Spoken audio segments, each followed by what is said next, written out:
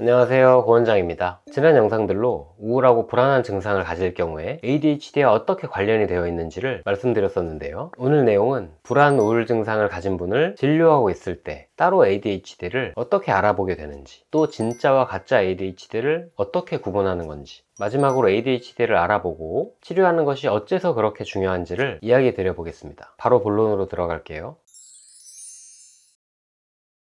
진료에 오셔서는 주로 불안과 우울에 대해 호소하는 분들이 많으신데요. 면담을 진행하다 보면 이분이 ADHD를 함께 가지고 계신 건 아닐까? 라는 의문이 드는 경우가 종종 있습니다. 어떤 경우에 그런 생각을 하고 더 자세히 알아보게 되는지를 말씀드리려고 해요.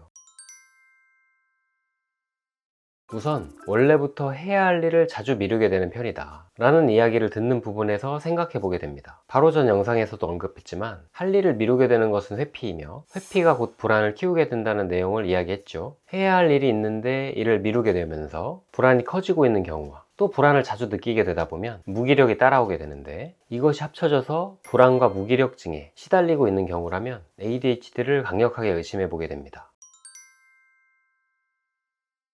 또 업무나 공부를 할 때 하나를 꾸준히 하지 못하고 떠오르는 대로 바꿔가며 하다가 마무리가 안 된다는 경우에 또 의심하게 됩니다. ADHD를 가지고 있으면 생각과 충동에 브레이크가 잘 걸리지 않고 따라서 떠오르는 대로 바로 행동하기가 쉬워서 그런 건데요. 특히 업무나 공부 중 어려운 부분에 직면하거나 갑자기 더 쉽거나 재미있는 내용이 떠오르면 그쪽으로 금세 전환해서 하고 있는 경우를 많이 보죠. 따라서 더 수월하고 상대적으로 덜 중요한 일들을 위주로 하고 있는 경우를 많이 보며 정작 중요한 일들이 미루어지고 있는 현상과도 관련이 깊습니다. 전환이 잦다 보면 원래 하던 일과 관련해서 내용을 깜빡하기도 쉽고, 이것이 사소한 실수들로 연결이 되면서 윗선의 지적을 받게 되기도 하고, 무언가 완수되는 일이 없다 보니 스스로 성취감을 느끼기가 어렵고 자신감이 떨어지면서 우울로 연결되기도 쉬운 거죠. 또 불안과 우울함을 느낄 때 생각의 양상이 어떤지를 보는데요. 특히 평소에 공상이나 여러 가지 잡생각들을 많이 하는지의 여부와 잠들기 전에 여러 가지 생각에 잠겨서 잘 잠에 못 드는 스타일일 경우에 더 의심을 해보게 됩니다. ADHD가 있는 분은 생각의 가지치기가 잘 되지 않으면서 채널들이 여러 개를 가집니다. 따라서 평소에 주제가 일관되지 않은 여러 생각들에 잠기는 경우가 많고, 하나의 감정이 배경을 깔고 있다고 하면 해당 감정과 관련된 생각들로 점차 기울어 가죠. 만약 불안이라는 감정을 평소에 자주 느낀다고 하면 혹시 이러면 어쩌지? 라는 미래 시점에 만약 어떻다면 이라는 가정과 관련된 내용들의 생각이 꼬리에 꼬리를 물고 나타날 수 있습니다. 우울감이 더해지게 된다면 이런 안 좋은 결과로 될 것이다 라는 식으로 매듭지어지는 수많은 생각들로 연결이 되고, 그러면 원래의 불안, 우울감이 더 악화되는 쪽으로 흘러가게 될 수 있는 거죠.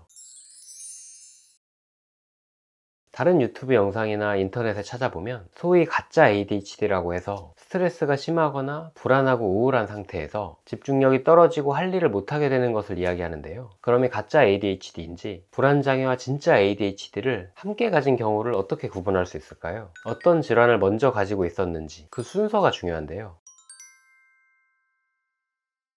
가짜 ADHD는 보통 이렇게 이야기합니다. 원래는 그러지 않았는데 최근 들어 감정적으로 힘들어지면서, 또는 업무가 과중해지면서, 또는 이런저런 스트레스 요소가 커지면서 집중을 못하고 일할 때 실수가 많이 생겼다는 표현을 주로 하십니다. 따라서 자세히 병력을 알아볼 때 현재의 집중 저하, 할 일을 미루게 되는 현상이 최근 겪는 스트레스 이후로 발현한 것인지 어릴 때부터 이어져 온 맥락인지를 먼저 파악해 보게 됩니다.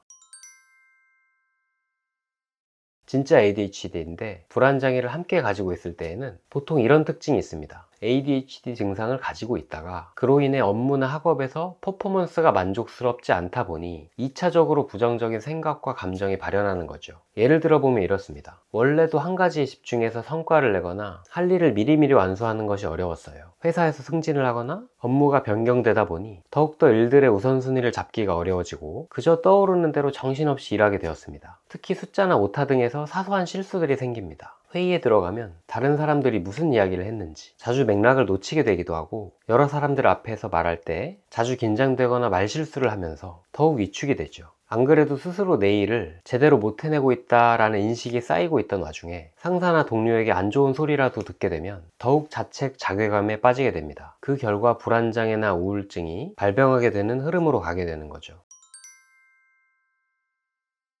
더욱 자세히 진단 과정으로 들어가 보면 현재 경험하는 증상 이유로 확인해 봐야 할 것이 어릴 때의 ADHD 병력입니다. 성인 ADHD 진단은 소화기 ADHD가 성인이 되어서도 남아있는 것이기 때문이죠. 어린 시절 ADHD 병력을 알아볼 때에는 전문의가 ADHD 증상에 초점화된 질문을 던지고 환자분이 적절한 응답을 했는지 파악하는 것이 중요한 부분이에요. 주로 이런 내용들입니다. 초등학교, 중학교 때 좋아하는 것만 하고 관심 없는 것은 나 몰라라 했는지, 과목에 따라 수업 태도 차이가 컸었는지, 덜렁대거나 실수가 많았는지, 아침잠이 많거나 지각을 종종 했는지, 대화 중에 맥락을 자주 놓치거나 딴 생각을 했었는지, 다른 사람들에게 주의 산만하다, 엉뚱하다, 원하는 것만 한다고 들었는지, 행동이 부산스럽고 활동량이 많았는지, 앉아있을 때 자주 꼼지락대거나 무언가를 뜯었는지, 감정 기복이 크고 즉흥적으로 행동했었는지, 순서를 따라야 하는 놀이나 게임을 하기 어려웠었는지, 참을성이 부족했었는지, 이 내용들을 포함해서 추가적인 다른 질문들에 대한 답변 여부에 따라서 소화기의 ADHD를 가지고 있었는지를 의심해 볼 수가 있어요.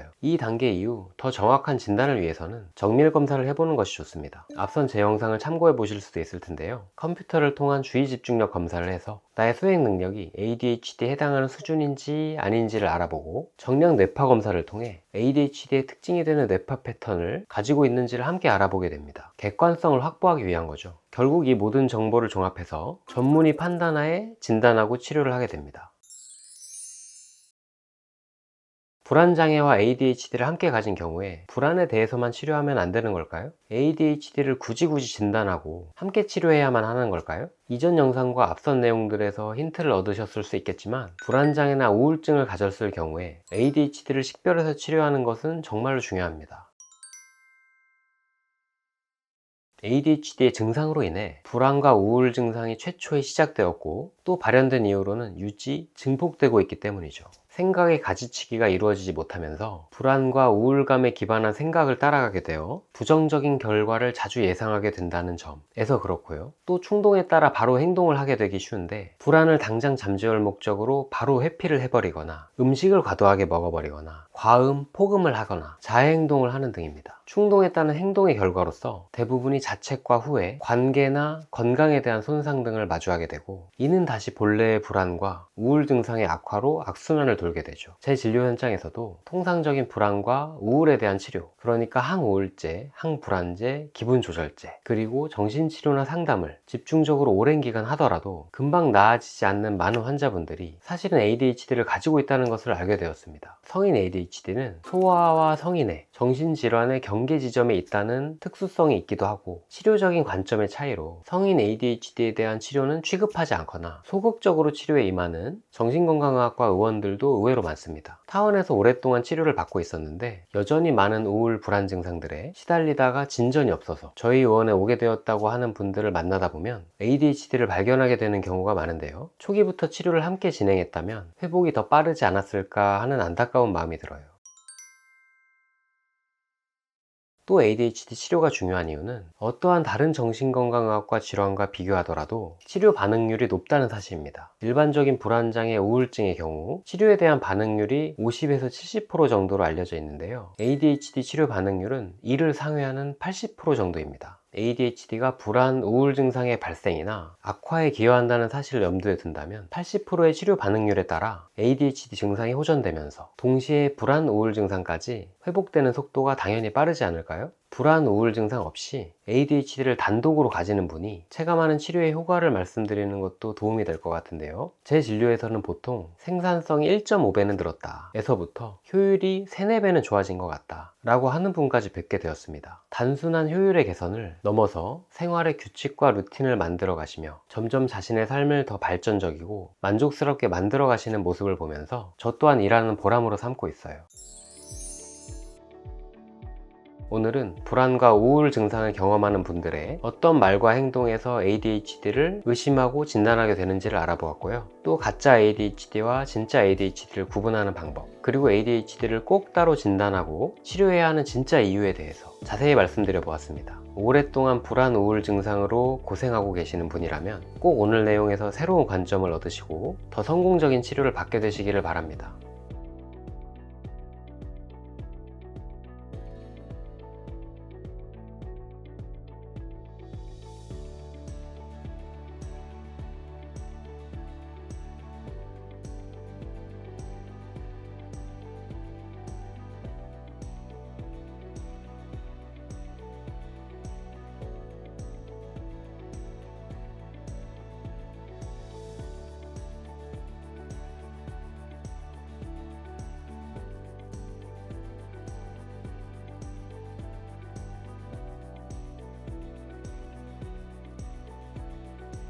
영상이 도움이 되셨다면 구독과 좋아요 부탁드립니다. 오늘도 평안한 마음으로 쉬어가시고 다음 영상에서 또 만나요.